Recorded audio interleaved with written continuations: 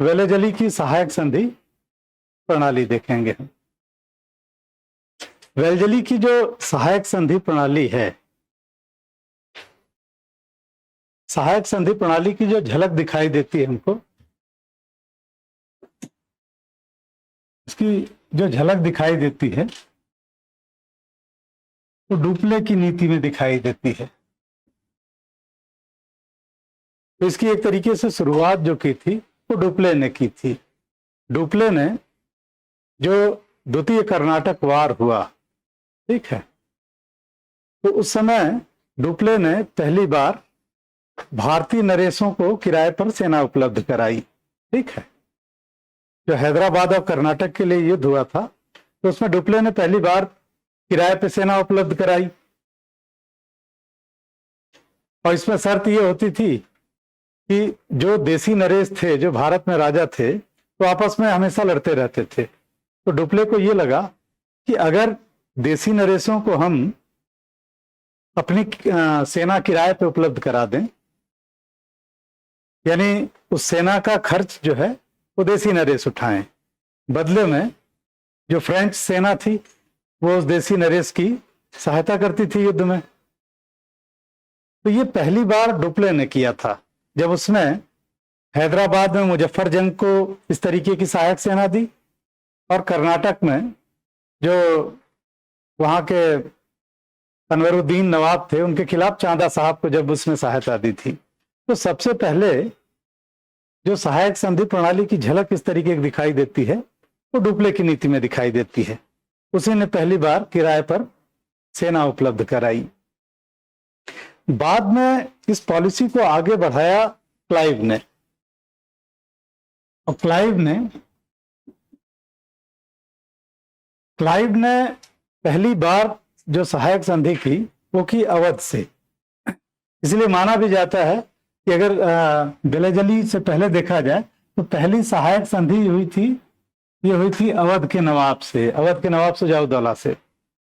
तो क्लाइव ने इस पॉलिसी को आगे बढ़ाया, और क्लाइव ने जब इलाहाबाद की संधि हुई 1765 में, तो इलाहाबाद की संधि के तहत जो अवध का नवाब था उसको एक इस तरीके की सेना उपलब्ध कराई कि एक अंग्रेजी सेना जो है वो अवध में रहेगी, अवध के नवाब की सहायता भी करेगी, लेकिन उस सेना का खर्च जो है वो अवध का नवाब उठाएगा।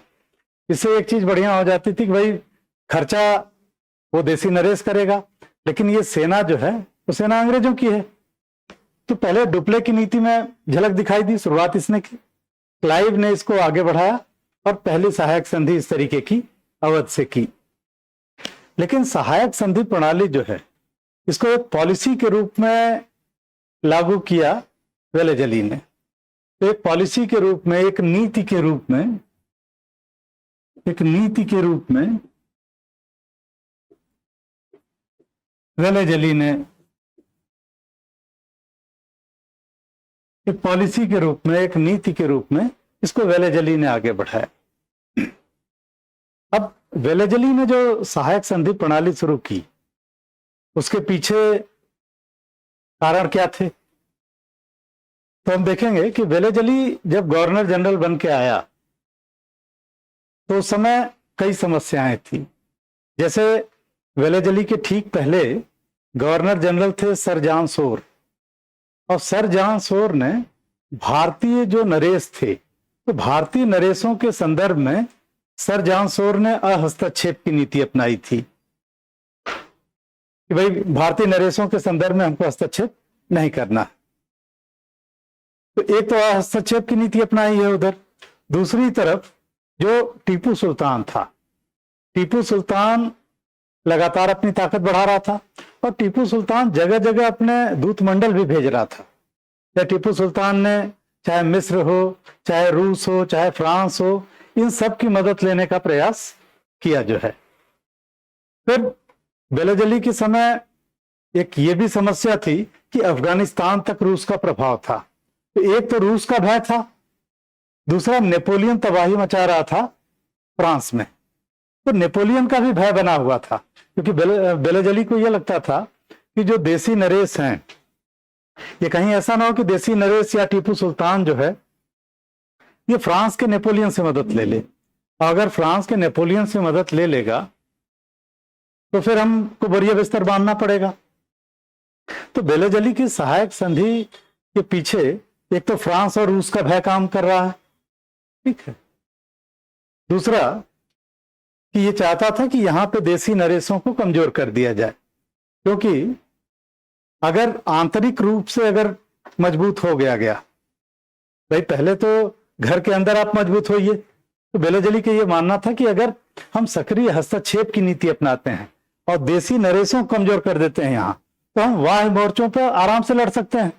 लेकिन अगर हम अंदर ही कमजोर रहेंगे तो अगर देसी नरेश विदेशियों से सहायता ले लेंगे तो फिर मुश्किल खड़ी हो जाएगी।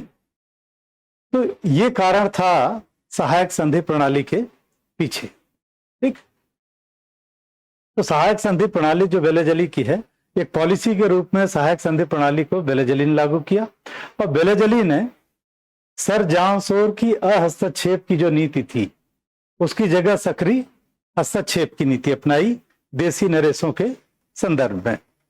और इसके पीछे एक तो ये फ्रांस और रूस दोनों का भय भी काम कर रहा था। अब सहायक संधि प्रणाली जो है इसके तहत किया क्या गया, क्या प्रावधान थे? तो सहायक संधि प्रणाली के तहत जो भी देसी नरेश सहायक संधि पर दस्तखत करता था उसको कुछ शर्तें माननी पड़ती थी। जैसे जो भी देसी नरेश सहायक संधि पर दस्तखत करेगा उसकी जो विदेश नीति होगी उसको कुछ शर्तें माननी पड़ेगी। जैसे उसकी जो विदेश नीति होगी वो अंग्रेजों के जिम्मे चली जाएगी। वो देसी नरेश किसी से बिना अंग्रेजों से पूछे युद्ध और संधि नहीं कर सकता। जो देसी नरेश इस पे दस्तखत करेगा वो अपने यहाँ किसी भी विदेशी को नौकरी पे नहीं रखेगा।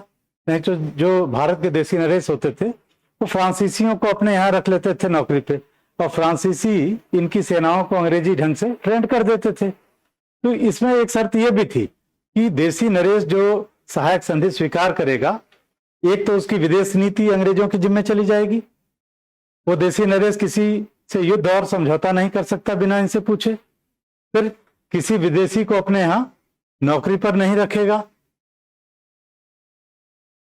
इसके अलावा जो देसी नरेश है उसके दरबार में एक अंग्रेज रेजिडेंट रहेगा जो दरबारी कार्रवाइयों को देखेगा। हालांकि दरबारी कार्रवाई में हिस्सा लेगा लेकिन दरबारी कार्रवाई में हस्तक्षेप नहीं करेगा।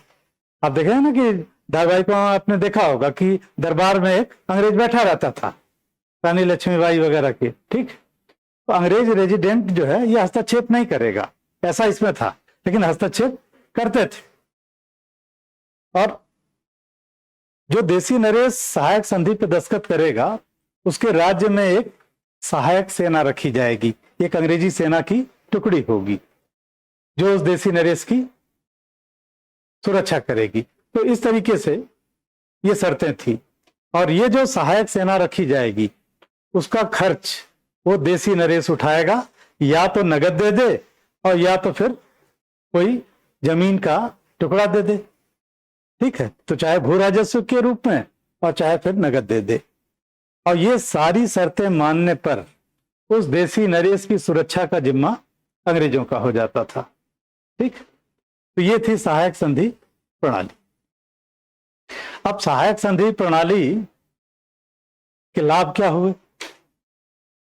तो सहायक संधि प्रणाली के लाभ ये हुए कि बहुत सारे देसी नरेशों ने सहायक संधि स्वीकार कर ली। हम देखेंगे कि मैसूर ने स्वीकार कर ली, सबसे पहले हैदराबाद के निजाम ने स्वीकार की, मैसूर ने स्वीकार की, फिर अवध से दोबारा हुई, ठीक है, फिर मराठों ने स्वीकार कर ली। अब सहायक संधि प्रणाली से लाभ यह हुआ अंग्रेजों को कि अंग्रेजों की जो प्रत्यक्ष सीमा थी, जितने दूर तक अंग्रेजों का प्रत्यक्ष नियंत्रण था, तो अंग्रेजों की प्रत्यक्ष सीमा से बहुत आगे बढ़ गई उनकी सैन्य सीमा। यानी जिन जिन राज्यों में सहायक सेना बैठी हुई थी उन राज्यों पे भी एक तरीके से प्रभाव स्थापित हो गया अंग्रेजों का। यानी जब चाहेंगे अंग्रेज उस देसी नरेश को कहेंगे कि आप अपना राज्य छोड़ दीजिए।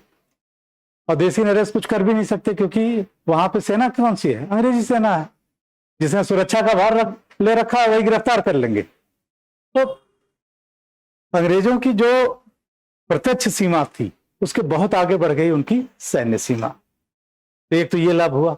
दूसरा, बिना खर्च किए अंग्रेज बहुत बड़ी सेना रखने में सफल हो गए।